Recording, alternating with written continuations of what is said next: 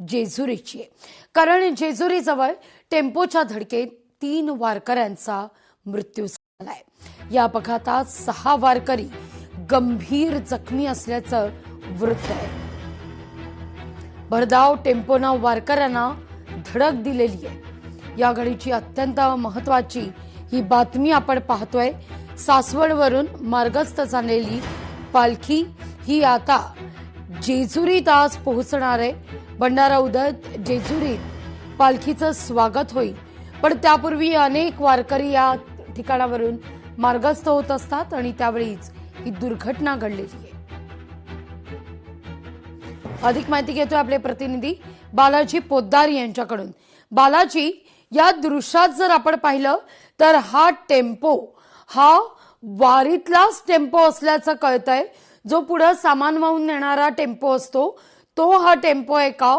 हा चालक मद्यधुंद अवस्थेत होता का? नेमकं काय घडलंय तिकडे?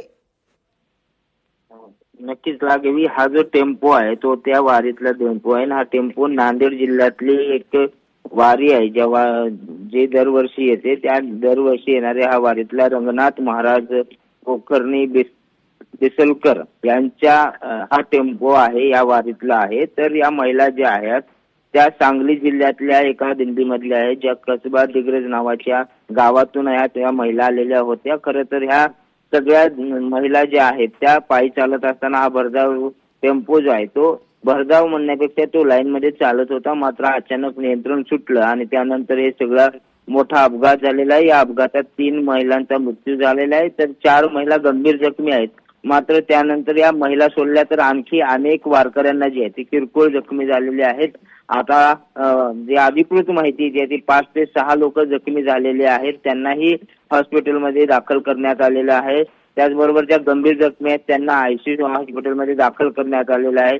घटनास्थळावर आता पोलीस दाखल झालेले आहेत। नेमका हा चालक मद्यधुंद अवस्थेत होता का, हा कुठल्या परिस्थितीमध्ये होता का, गाडीचं ब्रेक फेल झालं, याची सगळी तपासणी जी आहे ती आता ही सगळ्या पोलिसांकडून इन्व्हेस्टिगेशन सुरू करण्यात आलेलं आहे।